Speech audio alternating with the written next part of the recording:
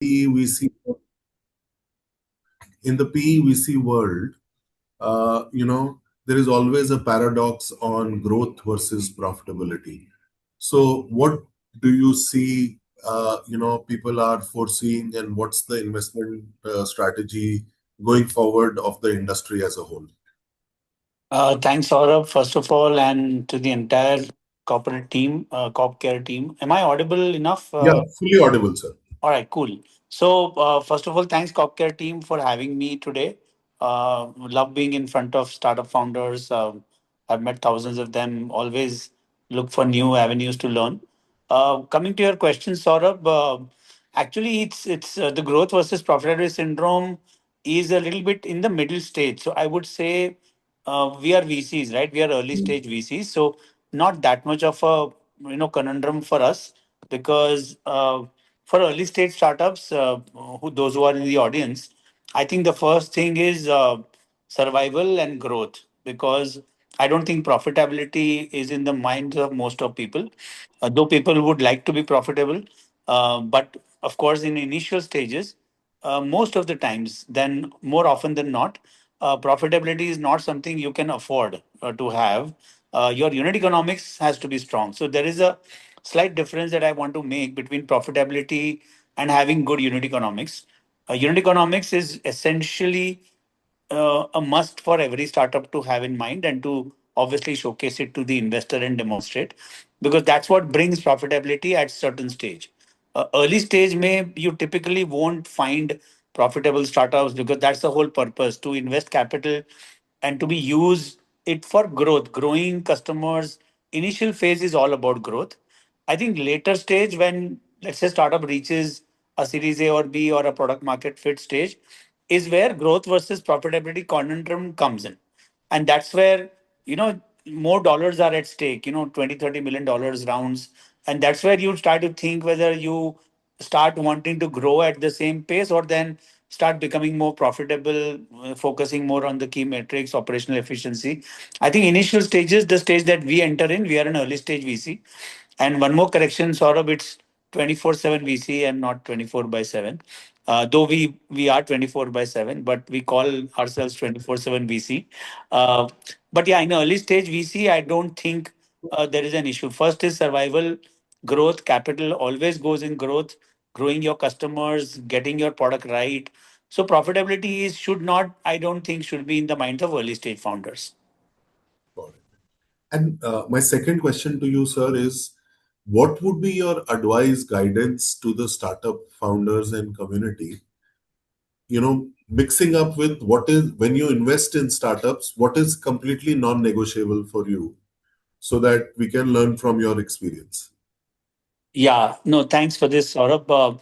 What is some of the things that we look for in a startup beyond the business, the founder being excellent, and I think you've most of the guys would have heard this, but I don't think some of the things that VCs or rather a negative list where they it puts us off or takes you off is lack of coachability. I think that is something all founders, however passionate they are for their startups, I think they need to be coachable. They need to be open to feedback, to criticism, to more knowledge in the space that sometimes VCs may have and they don't. So I think openness, coachability is something that we look for. A lot of knowledge is out there. So I don't think knowledge becomes a differentiator in these days where we have everything on our fingertips. But I think the softer aspects of uh, being able to be a leader for your team, right? Whatever may be your team, small, big. I think the leadership qualities, creating a culture, a DNA in the organization, and sinking down the vision down until the last level. I think aligning of vision, if you are able to do that, then I think we are looking at a great startup in the making. And while I'm saying this, the basic due diligence of a good product, large market, no founder having knowledge, all of that is already ticked by now. So I hope that's what is being made very clear. So my third question to you would be in terms of course, we've seen the Prime Minister personally looking at, getting right kind of community, right kind of paraphernalia for the startups. What are some of the key things which you see, our country being offering for startup founders, and why India is the right place to incubate startups and take growing it on an overall scale. Yeah. Again, Saurabh, here, I don't think there is a better place for any startup who is in India. There is never a better time than now for few reasons. One, opportunities emerge when space is growing, any space for that matter. Smart entrepreneurs, smart businesses detect opportunities which wherein there are challenges, and that's where exactly the opportunities lie. But now with government putting in so much might into startups, I think all of us know about the large RDI fund that they have announced, the 1 lakh crore. SIDBI having disbursed 10,000 crores, waiting for the next 10,000 crores to disburse to funds. All of that money is now flowing into startups in one or the other way. May it be universities. I think we've never seen academia take up to startup entrepreneurship than before. These are signals that tell us that I think India is transforming very silently. While we do talk about it, but I think a lot of good founders in tier two, tier three cities are building some excellent stuff. Believe me, I recently traveled to Nagpur, Jaipur, cities like which probably were not in the radar of us VCs, and we were surprised to find very good startups. So I think it's never a good time. This is the best time probably to start up if at all you are thinking about it. So I think that those are the reasons. Got it. So my last question, I know your fund specifically looks at 5, 6 key sectors for investments, and that in your assessments are where the opportunities lies on a big scale. So would you want to just talk about those 5, 6 key points where your funds Yeah. invest? Yeah, so 24/7 VC at 24/7 we are very focused on where India is growing. So first, when we sat down, Saurabh, I remember talking to you in our early days when we sat down and drafted the charter of the fund. We were very clear where India is going in the next 20 years, and we said, look, consumption is very much out there. There's nobody who can challenge saying consumption nahi hai market India mein. I think that is proven. Where I think the growth will be in is in defense, is in deep tech, is in manufacturing. Surprisingly, after we made our thesis, large funds like Axel started talking about manufacturing, precision manufacturing. Those are already our thesis: energy saving management, uh, AI SaaS. While we are saying AI SaaS, agentic AI interventions in enterprises. So those are the sectors. So deep tech, industry 4.0, 5.0, enterprise tech, and consumer tech. Those are our areas of interest, and we are looking for seed stage startups who are at the stage of their first institutional check. After your friends and family round or after your angel round, you've come up a particular stage where now you need the seed stage of about 4 or 5 crores, which is the check size we invest. So I think those are the areas, and a lot of it is pretty out there. We are active on our website. Everything is written out there. Our research paper is published in the Knowledge Resource Hub in our website. So we also publish things that we believe in because that gives a very clear signal to founders. So I think those are the areas that are of interest to us, sort of. Thank you, Yagnesh. It's a privilege for us at CopCare to be associated with you. Thank you for your Same, time. likewise, sort of. Thank you so much for having me. Thank you. I'll be around for a while, but if in case I drop out, sort of, my No problem. apologies. No problem. Uh, Shantanu, am I audible to you? Is it fine if we start a couple of questions for you, sir? Yes, sure. You're completely fairly audible. Perfect. So, Shantanu, here we have, talking to all the founders. So, these companies are in various stages, some having surpluses, some have borrowing. So, wanted to, some focused on domestic, some focused on domestic plus international and all. So I will ask you a couple of questions, so that we all can gain from your expertise. So wanted to understand, Shantanu, RBI governor in his last speech said that India is in kind of a Goldilocks scenario, hyper growth, growth being revised by 50 basis points, inflation being very low, So, what do you think is the outlook as we move forward on an overall growth and inflation as we move to the next financial year, Shantanu? First of all, thank you for having me here. Hello, everyone. So best of the inflation is, I think, behind us now. So official inflation figures that came in was the last one was 1.33% for the month of December, and before that, for the month of November, we had 0.25%. I think the best of the inflation is behind us, but that doesn't mean that anything materially changes. It's more statistical prints that we saw the numbers so low. And but as governor said, even if the inflation comes up, the statistical inflation comes up, it moves more towards the mid of the band of and moves closer to 4%, which is the mid of the 2 to 6% band that RBI targets. So broadly, what has happened over the past decade or and a half is India has invested a lot in supply chain. India is investing in warehousing, and the moving parts that could be controlled. So the major part used to come from food inflation, right? Which is about 46% of the basket. So there also government over the years has taken steps for cereals, pulses, rice, vegetables. They started giving MSP for pulses, and they started keeping some stock of onions. So they can release when in times of stress they can release some amount of vegetables and all. So they're working on a broader perspective so that there are no particular shocks that the economy should get. So in that sense, India is moving towards a lower inflation, closer to 4.5 kind of a handle compared to the earlier handle of 6, 7%, 7, 8%.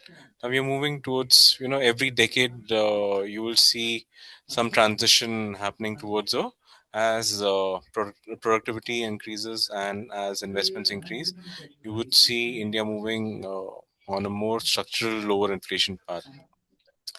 Second, on the growth, there are definitely some green shoots happening, some particular segments of the economy that are doing well, renewable, private consumption in terms of real estate. Uh, After the GST cuts, consumption, some parts are improving, and some parts is where they need to focus. The government needs to focus more. Uh, that we have the budget coming up on the 1st of Feb. You would see what is the direction in which the government is moving. But broadly, I think they want to move away from managing business and make it more investor friendly, is what they want to move towards. They will continue to do investments in infrastructure, which is very much needed in India, and I think they will continue on this path. So, sir, any two, three key expectations from the budget since you alluded to the budget? Or any, I would say, if you can't use expectations, any key, thoughts which may emerge from the budget? So broadly, in terms of debt market, I would say they are on a fiscal consolidation path over the years, right? The fiscal deficit increased during COVID, which was natural across the economies across the world. That has happened, but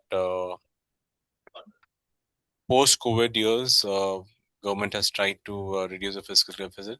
We see government reducing the fiscal deficit further, and but the consolidation will be slightly lesser compared to over the years. Now the buffer of fiscal consolidation reduces because they have given income tax and GST cuts in the past financial year, right?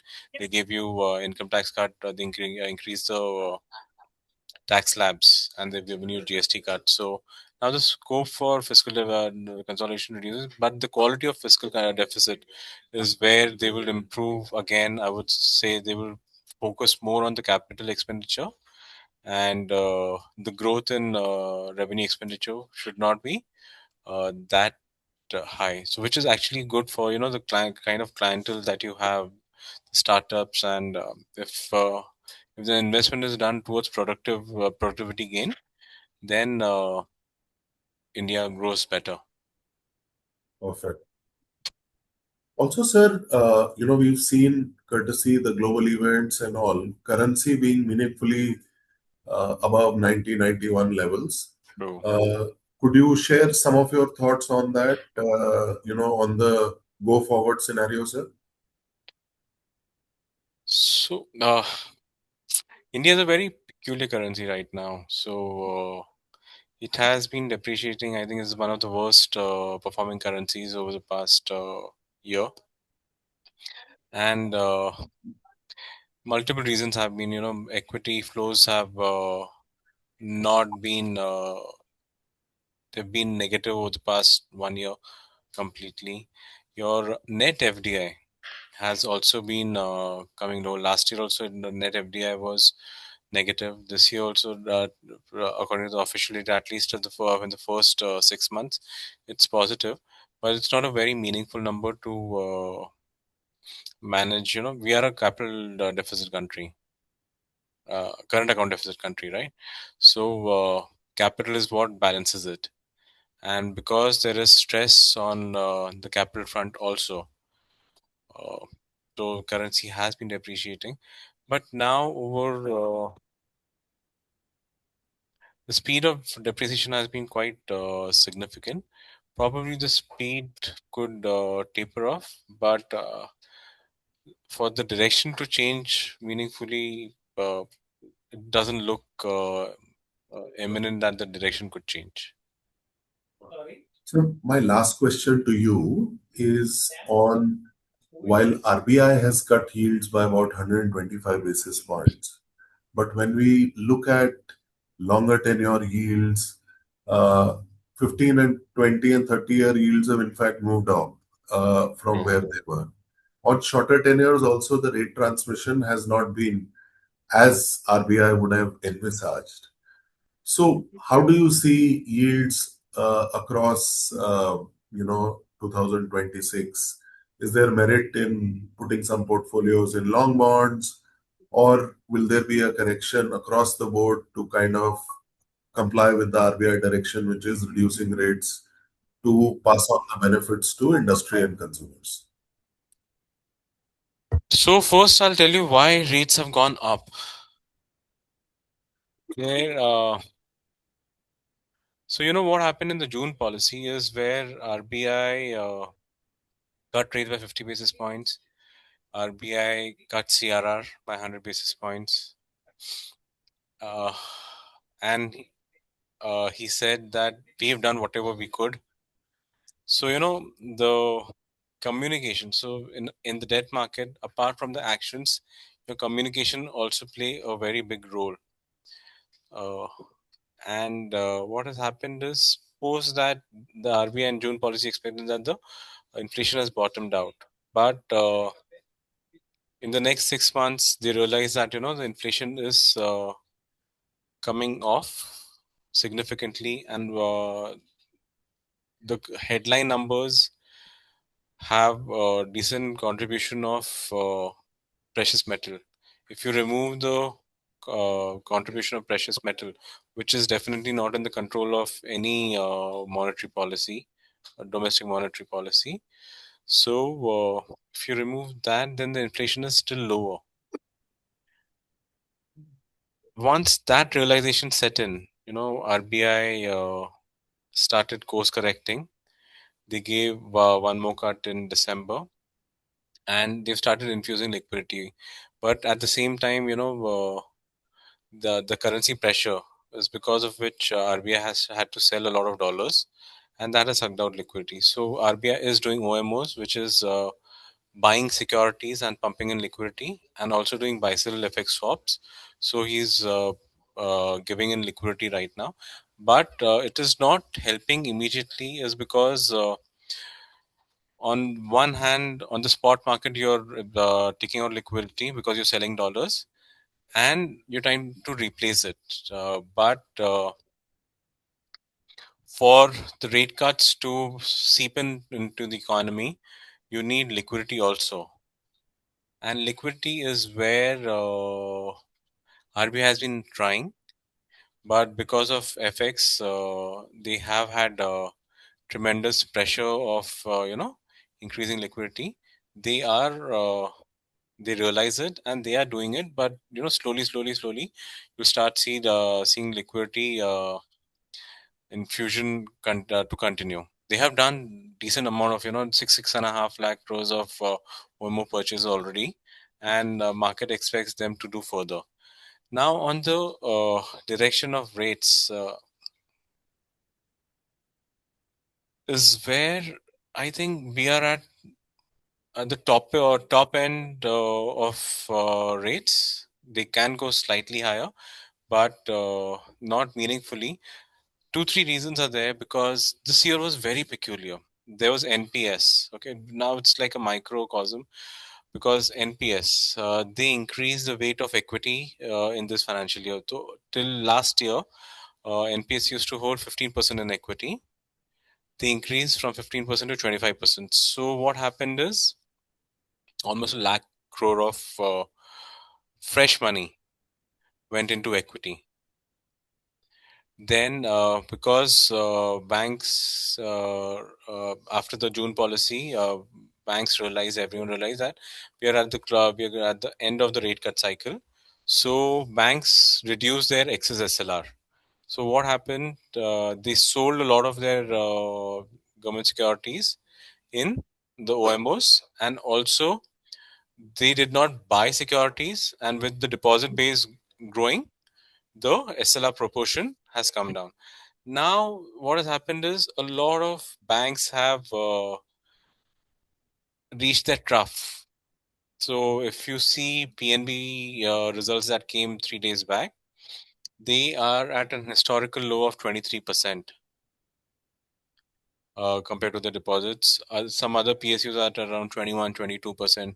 So they have reached their very close to their bottom levels that they can operate functionally, because you have to buy government securities for your SLR purpose, which is 18%, and your LCR purpose, which is about 3 to 4%. So 21, 22% is bare minimum that any bank has to buy, and we are very closer to it. System wide, it will be around 25%, and for a lot of banks, it will be around 21, 20 to 23%.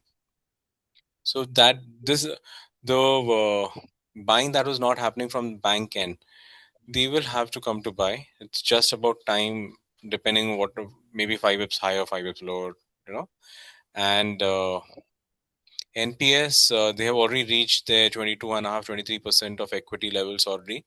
So they will also start buying your government securities. So they were the major two players who are not buying, and their participation will come back to the market. Now on the curve, if the government continues on their fiscal consolidation part, then your long bond yields is very difficult for them to rise significantly higher, because your insurance business has also picked up. Last year, in 2024 and early 2025, there also in insurance, also there were some rules were changed, because surrender value rules were changed, and commission, the cost that the commission that the insurance companies can pass on to the agents were also changed. So some structural changes happened. So it took time for the industry to readjust, redesign the products and everything.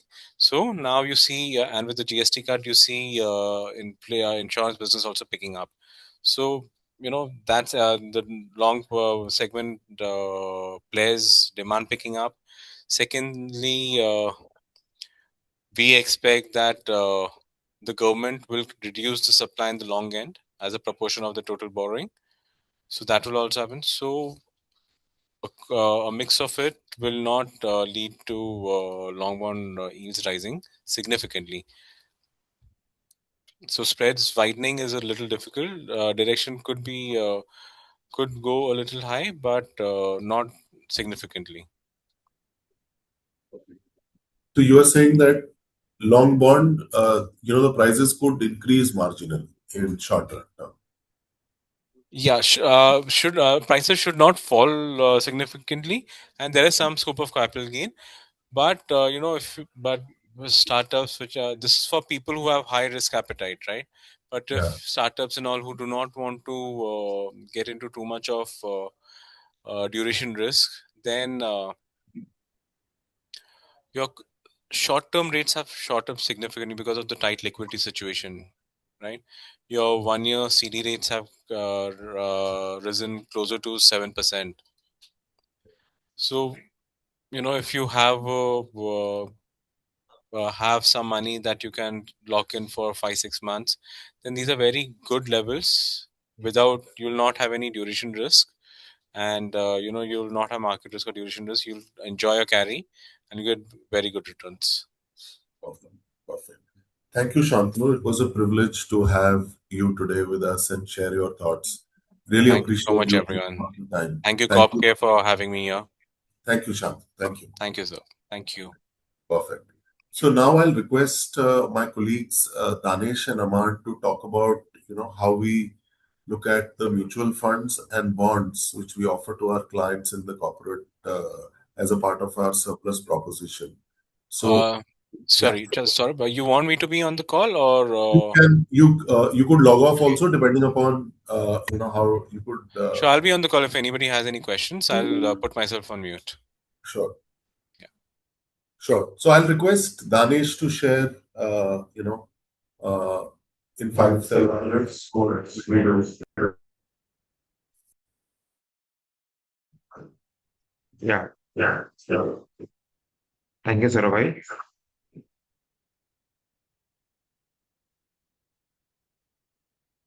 Hope my screen is visible.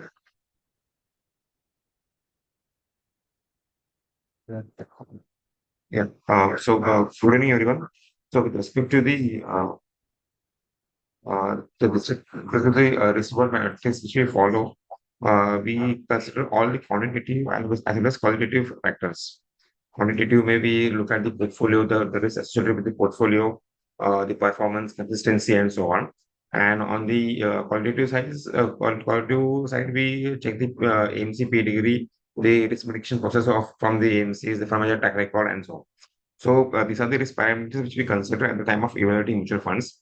Like the first risk is credit risk, second comes liquidity, investor risk, sensitivity issuer, and industry risk, concentration asset class risk, volatility.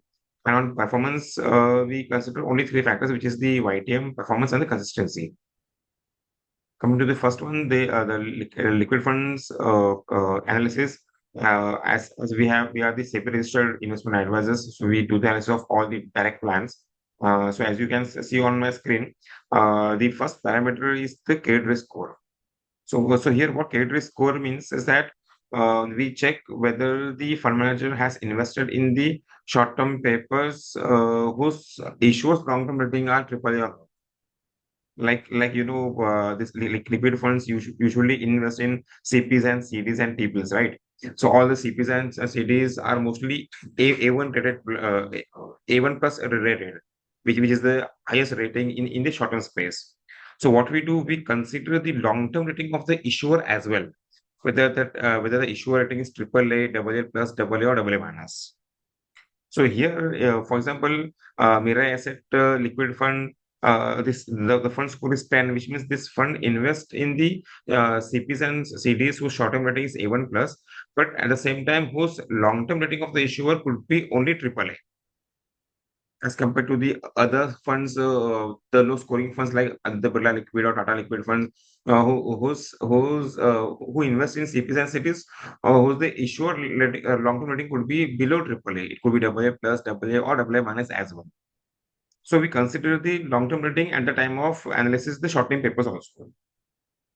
Second comes the stress sector, like we check whether the fund manager has invested into real estate or power or some other sectors wherein there are stress involved in it. Like if you see Axis and Mirai, these funds have the uh, high scores, which means the fund manager avoids investing in these kind of sectors.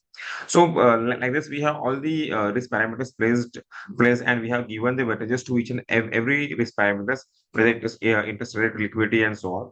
And basis on the risk, we have come up with the ranking of the funds. Like in this case, Mirai, Invesco, ICICI, and Axis are the top ranked funds which are based on the risk. So if you are a conservative investor, if you want to focus only on the triple A part, then you can look at the funds which are like Mirai Asset and Invesco and Axis Liquid kind of funds. So this was about the risk parameters. Coming to the second side of the coin, which is the performance, we consider three basic parameters. One is YTM score. YTM score here, the YTM means the net YTM of the fund, which means we consider the net YTM of the funds. Second is the composite performance. Here we consider the last 15 days, 1 month, 2 months, 3 months performance track record. And the last and most important is the consistency ratio. Consistency ratio means the how many times the fund has outperformed its category on month basis in last 12 months. Like for example, here the highest score comes to Access Liquid Fund and the DSP Liquid Fund, which means these funds have how outperformed its category on month basis in last 12 months.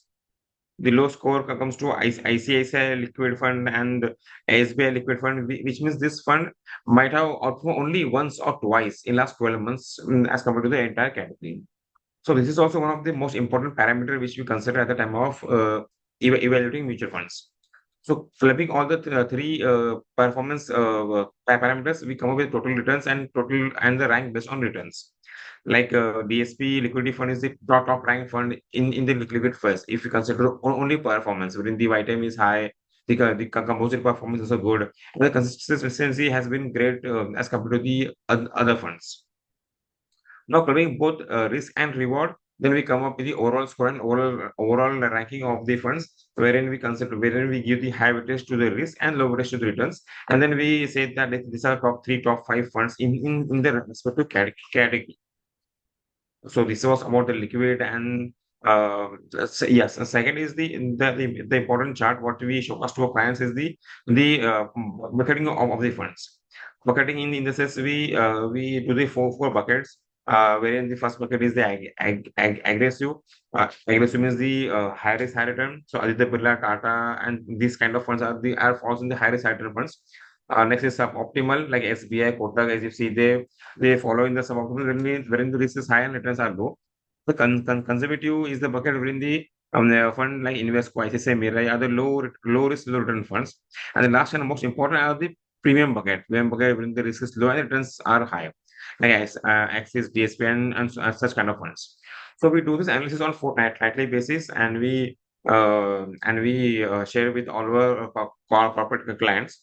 Uh, Basis on the risk parameters and the return parameters. So we do this for all the categories: liquid, ultra short term, low duration, money market, corporate bond funds, and short duration funds, and so on. So yeah, this one from our side. I would request Aman to take you through the bond section. Over to you, Aman. Thanks.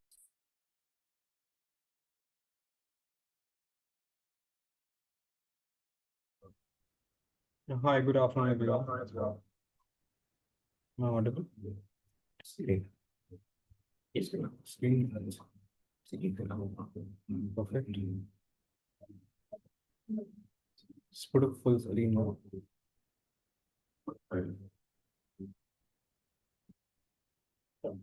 So what we'll do is we'll quickly show two decks. One is an advanced tax deck, which we shared across with a lot of clients. I'll just quickly go through what the proposition is in this particular space. So basically, the idea here is to showcase some very interesting short-term opportunities that we have for corporate client. Quickly diving into the presentation. So what we've done is basically we had created a ready reckoner of sorts to meet the advanced tax payment investments for any corporate.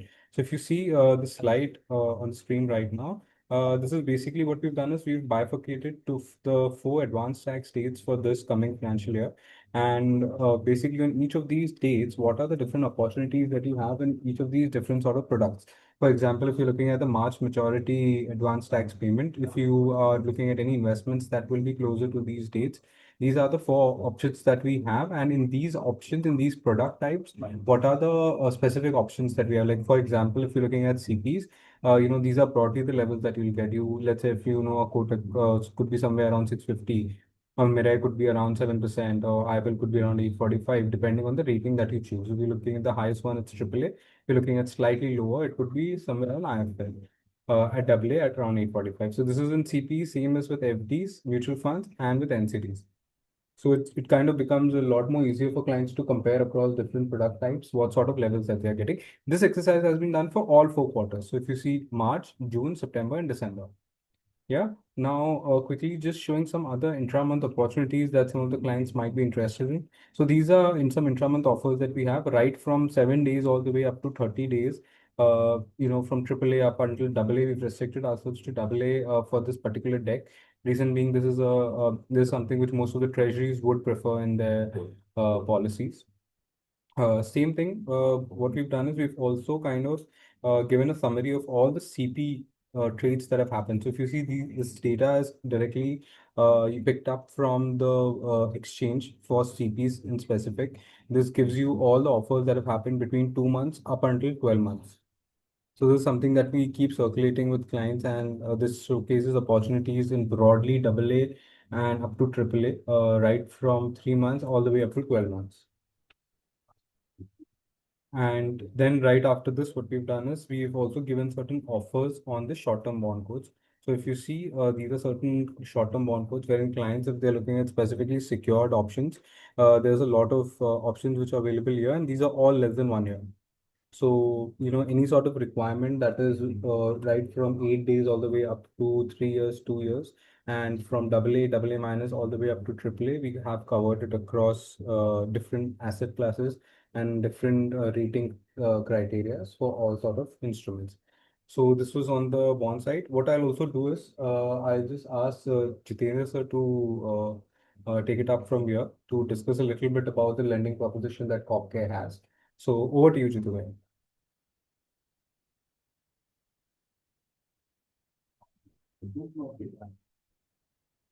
Uh, Jitendra, are you audible? Yeah, hi, Yeah, sorry. hi, sorry. Yeah, hi, guys. Very good afternoon, first of all. So, though Danish explained it well, what all we have in terms of, surplus management and how we assess and how we evaluate portfolio. And then, of course, thanks, Aman, for, showcasing what all products available in terms of bonds offering we have. Um, one interesting piece which every startup looks for is money and money in the form of equity or debt. That's where we comes into, and we try and help our startup ecosystem. So we at CorpCare we help our clients in raising equity as well as debt. Um, on venture equity and venture debt side, we are strong in terms of as you have seen that 24/7 VC is one of the platform. Likewise, we are in touch with almost 20-25 odd institutions where we can showcase whatever products or solutions our startups are creating, and then based on the assessment, we can raise equity or debt capital for them. That's just one. And on second side, on day-to-day operation side, also on buyer supplier, we can help them raise money from. There are a lot of platforms where we are tied up, where we give our FLDGs if we are comfortable working with those startups, and we feel we can add value in whatever sense we can raise money for them.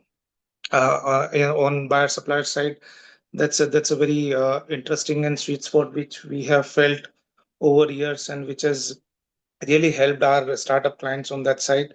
How we work on that side is we try and handhold our startups. We prepare KM and everything, and the way actually the underwriter wants to see it, we present it in that way, and we target specifically to those players.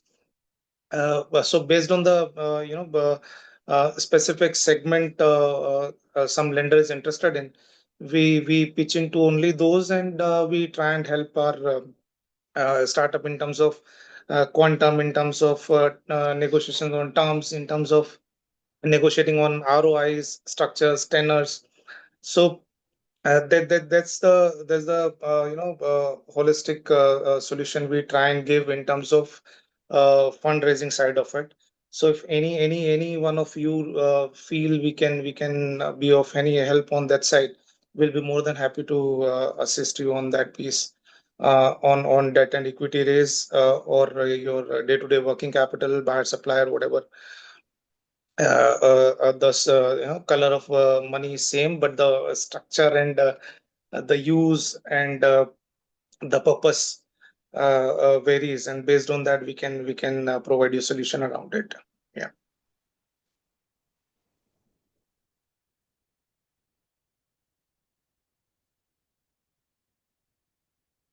Yeah, that's it from my side. If anyone has any question around this or wants to ask anything with the team, you are free to connect.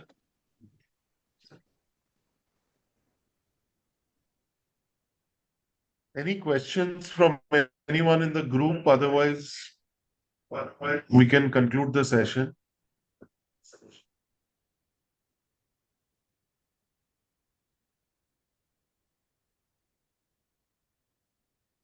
Perfect. I think thank you everyone for your time, and thank you, the entire team of CopCare as well as speakers from DSP and 24/7 for addressing our clients.